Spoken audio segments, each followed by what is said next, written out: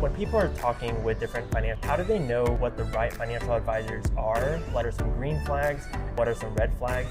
You're hiring someone to work for you, so it's very important. This is your money, this is your future, this is your family, probably one of the most important decisions you can make in your life.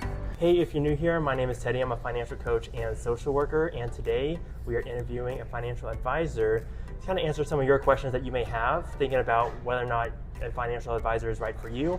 Learn more about what they do, how to navigate retirement, investing, all that stuff.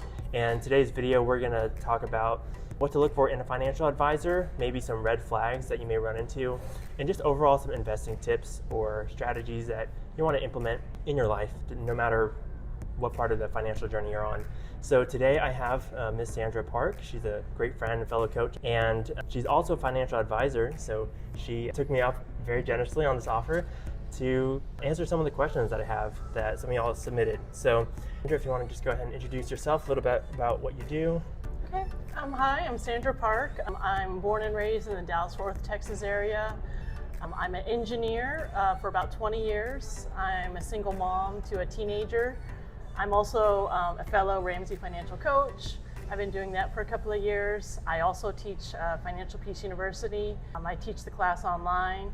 And then more recently, last year, I also added on becoming a financial advisor because I want to help people with their investing journey and help them become wealthy. Awesome. I want to add, Sandra, like the way she runs her coaching practice and her advising practice is like unbelievably ethical and consistent.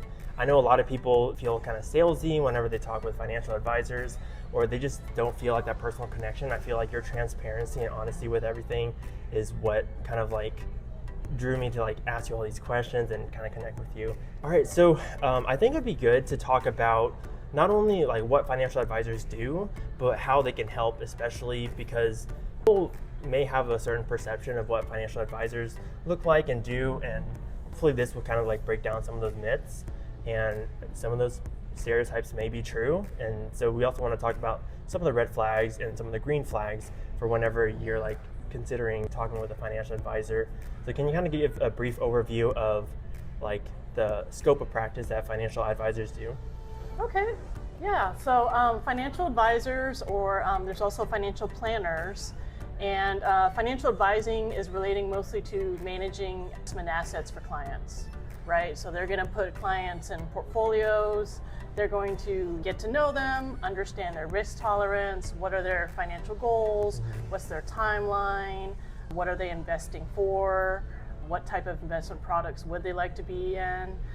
That's the financial advisor part. Financial planning is a little different, where you're helping people stick to a financial plan. Like you help them craft a financial plan, you're setting milestones, you have accountability and check-ins. It's kind of like coaching a little bit, but like a little more fast-paced, I would say. Like you may not go so in depth into just budgeting. You might maybe tell a client more like, you should do a budget and this is what it should look like. Okay, so I think a good thing that may help some people understand financial advising is like, are there any analogies that you can draw?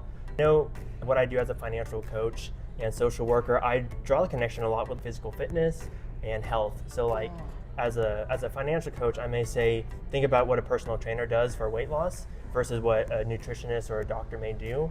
Like the doctor and nutritionist may prescribe to do, but the personal trainer is the one that walks you through it. Is there any like analogy or kind of frame of mind in whatever context helps? I think one big distinction is it's the guidance, and it's also investment advisors. We're selling the advice. So we want to work with people where we're teaching them, we're educating them, we're laying out different options that would suit their situation and help meet their investment goals. But in the end, they're in the driver's seat.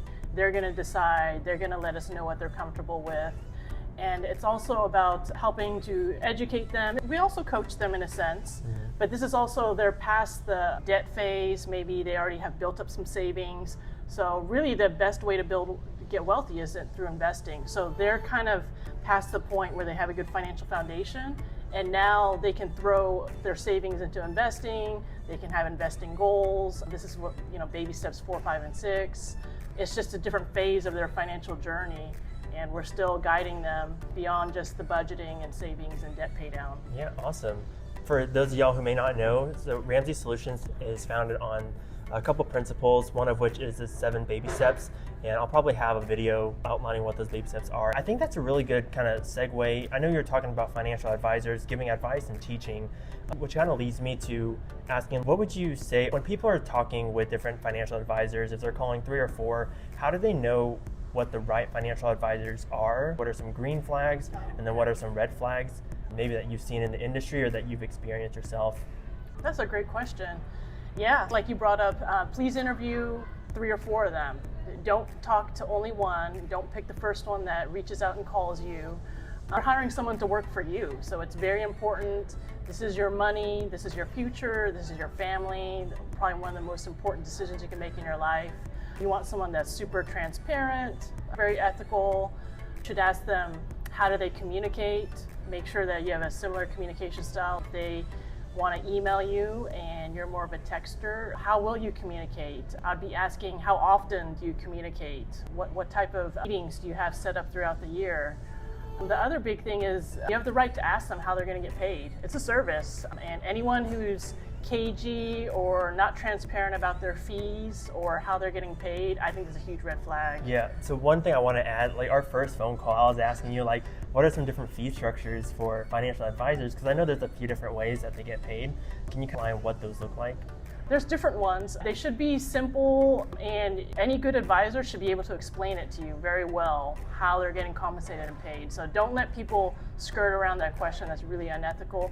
But one way is through AUM, which is assets under management. So it's a percentage based off how much you have invested for the entire year. My firm, they take it out monthly from the investment account. I also think that's a good way because it incentivizes the advisor to grow your portfolio and your balances as much as possible, right? So they're not getting commissions off selling products. They're trying to grow your portfolio so they can also make more. There's also a huge movement where a lot of people are doing flat fee, and they're charging a flat fee for maybe the entire year. There's good and bad with that. So they usually have a CFP certification. I would just look into the pros and cons and break down the cost. And I would actually make sure that what they're providing really suits your situation. Because some of the flat fee advisors I know, like they could charge $12,000 for the entire year. Doesn't matter how much they're investing for you. That's their fee no matter what. Yeah. Hopefully they have a lot of meetings and things built in. Yeah, I was going to ask what your fee is, but you never know how old this video may be, so it can change. But what is the range of that percentage assets under management that you've seen? I think on the low end is 1%. It can go way over that. I think like 2 or 3. But I think the average is in that 1%, 1 to 2% range. My understanding with that, I know some people feel like, oh, they're getting paid 1%, 1.5%, whether my account is up or down. But I, like, from my conversation with you and as well as some other financial advisors, it's like, well, if it costs you 1%, even 1.5% to manage this account, but they're able to help you make decisions in your best interest where you're outperforming what you would otherwise be making in your own financial decisions, that itself already pays for it, you know. And I want to say that, like, having someone in your corner to kind of talk through some financial decisions when it comes to investing, like long term, is super beneficial, especially if you can trust their heart, their intention, and just how they operate their business. A lot of people are fortunately like in it for a sale. You can kind of gauge, like, are we building rapport, or do I feel kind of slimy after leaving that conversation? Yeah. I've definitely had a couple calls where I'm like, this financial advisor doesn't care. Yeah. He's just like, here's my fee, you can pay it or not. Like, I'm like, okay. I guess they're not trying to get to know you. And build a relationship.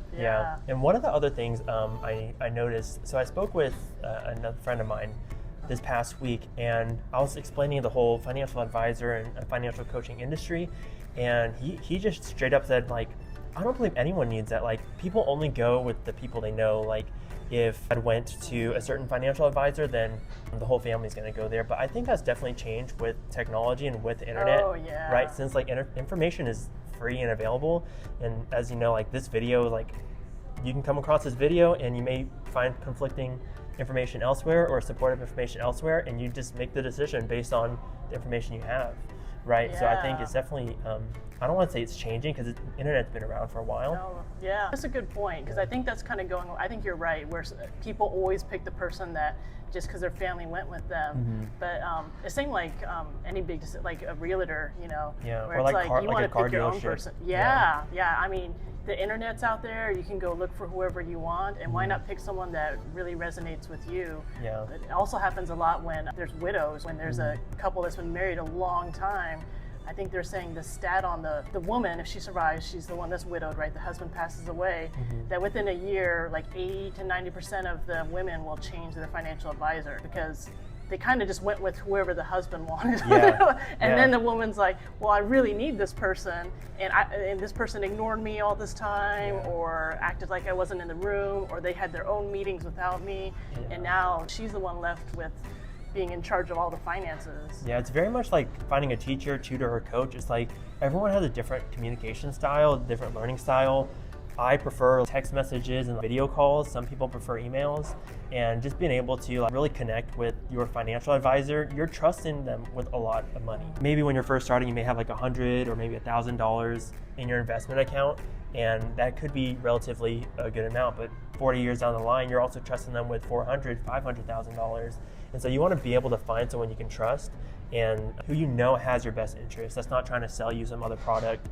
A lot of people who are in the investment space may try to sell like life insurance as well, or different other bank products and things like that. So just be wary that when you feel like you're getting sold to, it should raise some red flags. That's a good point. I really appreciate you sharing that. I think some of the other questions that a lot of the people I talk to have is just in a sense, a general sense of investing. One of the questions I got is, we have an emergency fund and we have $15,000 in savings on top of that.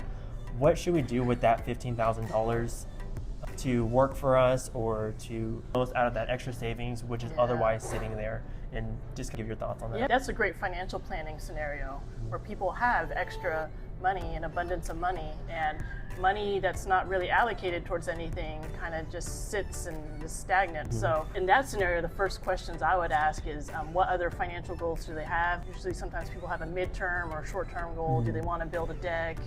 Do they want to build a pool? I don't know, but kind of seeing if there's anything else that's coming up in the short or midterm that they would want to save for and set a savings goal for. If not, then that's great money that could go in a taxable brokerage account. Yeah, can you kind of explain, like, when you're talking about time horizons for like short-term, midterm, and long-term goals, like what are some time frames that you use to where the money goes? Yeah, see, I think it would be better for investing. Let's say they said, we don't need this money for at least 5 years. Then I would feel pretty safe investing it. But it's that shorter timeline where it might be better off in a high yield savings account. I mean, they could maybe stick it in a CD, where maybe it's locked up for a year or two. I'm just always wary about investing money that people need in that short term, right? So I would like to have at least a 5 year. There's even options if they had 3 years. It's just like shorter than that makes me nervous to invest it. I kind of want to pivot a little bit to talk kind of about retirement. I know in terms of like investing in, if you follow the Ramsey baby steps, that investing in your retirement is baby step 4. It's whenever you have your emergency fund, you've paid off all your consumer debt. And it's really important to think about like what retirement looks like, right? I know a big question for people is they have retirement with their employer, like their 401k, 403b, but they can get retirement outside of that. Can you explain like your position as a financial advisor when you're working with someone's retirement account, whether it's like they're with their employer or with an IRA or something like that? Does that ever cause issues when people reach out to you for financial advising? I get people that say, well, there's nothing I can do because I already have a 401k. But people don't think about this. You can start a Roth IRA that's totally independent of an employer, right? So highly suggest anybody that earns an income, start investing in a Roth IRA. Whatever they can do at the time, even if it's just monthly contributions, it's a habit and it's a discipline, kind of like anything, like budgeting, saving money. I tell people investing is also a discipline too, and small, consistent amounts over time, whether the market's up or down, that's gonna help you out in the long term. And then also, people don't think about this. People change employers and companies all the time. Yeah. So doing those rollovers and getting your money out of those accounts, and it's just nice to have them all consolidated. And it's all in your name at one place. I know people that lose 401k, or some people mistakenly think that the company owns the 401k. That money's yours no matter what. You just need to get access to it. I think it's better if you have it all invested. You could see it all in one place. I think long gone are the days where people work for one company forever. That was actually my next question. I went over into an IRA because you brought up a good point. The 401k is yours. Like, it's with your employer, but it's in your name. And I have a video on that linked somewhere up here. The difference between a pension and a 401k, because the pension belongs actually to the company and it's not in your name, versus a 401k and IRA do belong to you. You did touch on one point. We do change employers, and so we have different 401ks started. We have different. We have our IRA, and I've experienced this. I've had to roll over an old 403b into an IRA, and I had no idea how to navigate it. Like, I Googled and all this stuff, and I still felt kind of like lost in the process. And speaking to our financial advisor, like, they were able to walk through the steps on that. They're tricky sometimes. And they, know all the forms to do. They know all that. In your financial practice, do you also kind of help with that transition? Oh yeah. I love to do that. So I had a client not that long ago. He had a 401k balance left at an old job. He totally forgot about it. His employer moved it out because the balance was so small, and they moved it into a bank account. It wasn't being invested at all, making like nothing. So I helped him roll his out. And it can be tricky. It's tough to do sometimes, those rollovers. It's like persistence, it's calling. One little thing could be wrong on a form, they reject the entire thing. If you accidentally put it in the wrong account, now, like if you put Roth money that's already been taxed into a taxable, sometimes they want to tax it again. Just simple account error, right? Put it into the wrong one. So and you want to be sure that it's like a direct rollover too, and that's where financial advisors help, because otherwise I might have made the mistake of taking it to my bank account and then putting it into an IRA, which I would have been taxed and penalized. And so they go into a lot more detail than we probably could in a 30-40 minute conversation, right? I love how we talked about what to look for in a financial advisor, some of the red and green flags, and some retirement questions. I kind of want to get to know a little bit more about you and your practice as a financial advisor. Like, what got you into financial advising? Like, was it bridged by financial coaching? Was it like at the same time? Or you can kind of speak on maybe your journey with the baby steps and how Financial Peace University, all that stuff played a role. Yeah, it has been a journey. So 2016 was when I took Financial Peace University myself for the very first time.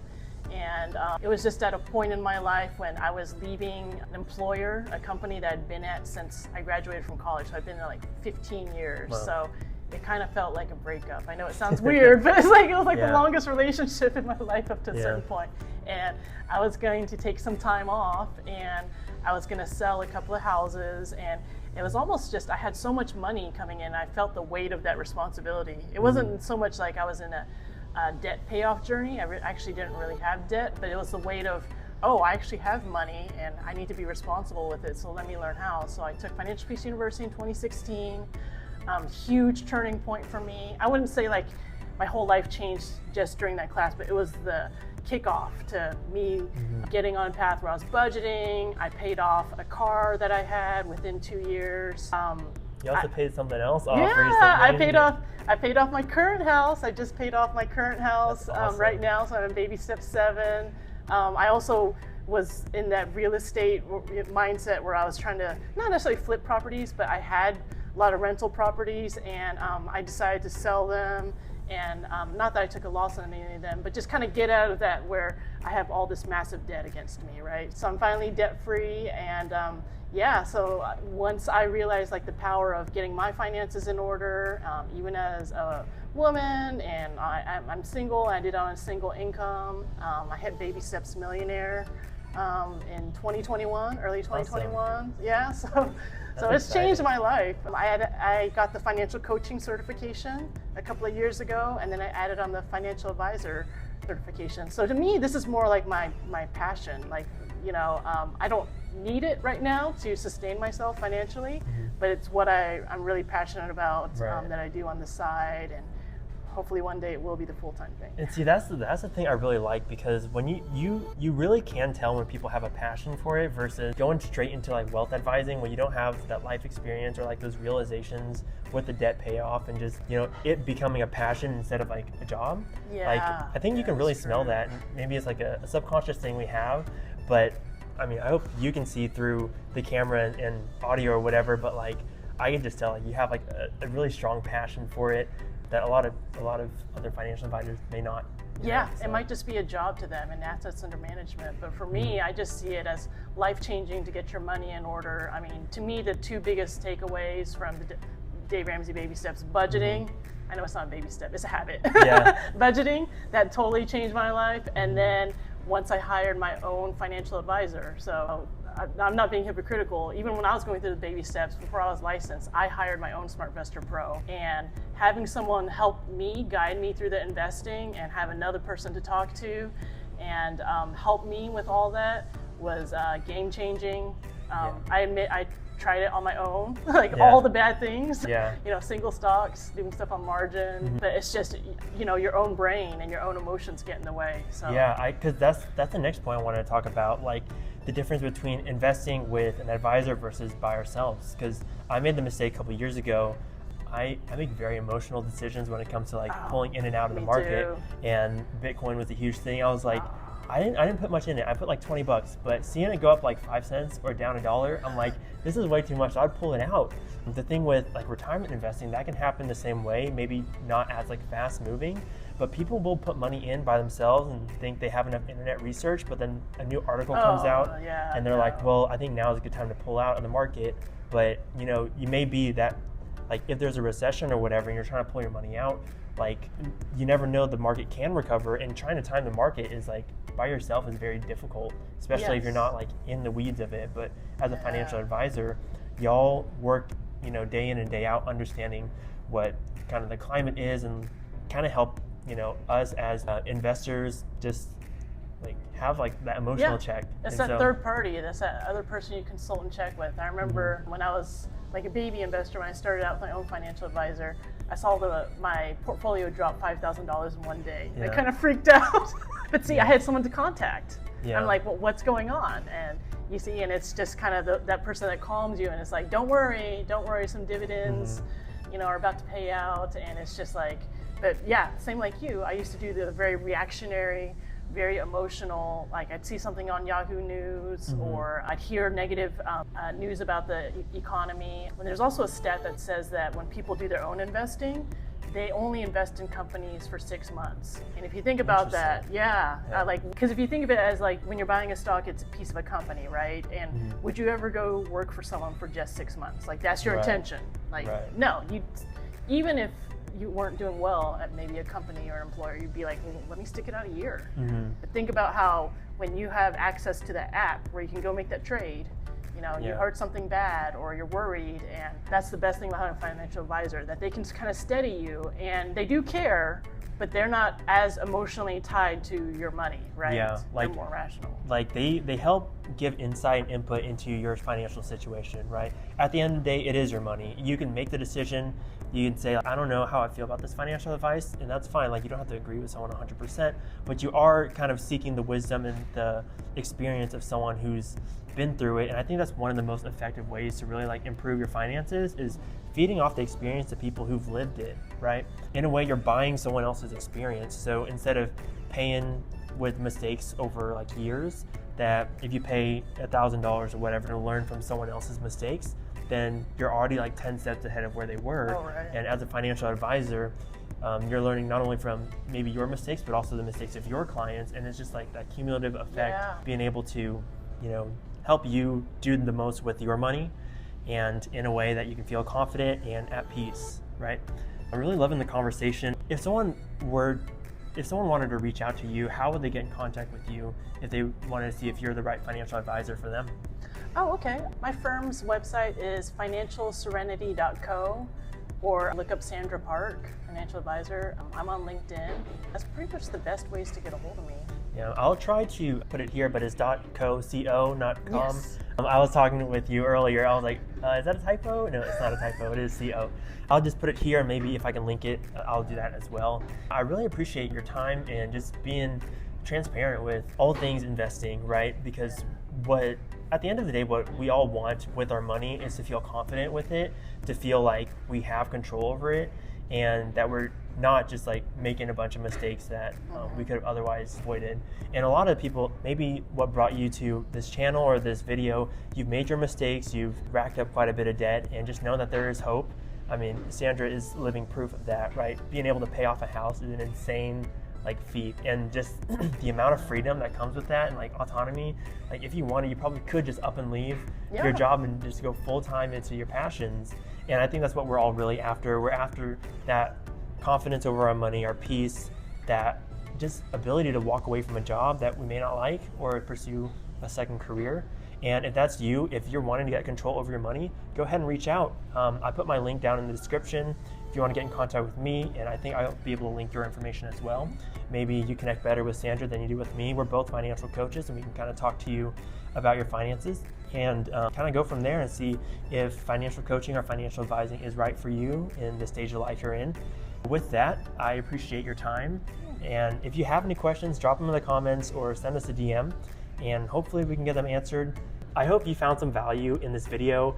It would really mean a lot if you can leave a review or just provide some feedback, maybe some other topics you may want to see, other speakers that you think would be helpful to interview, and just let me know. So with that, we hope to see you in the next one. Thanks.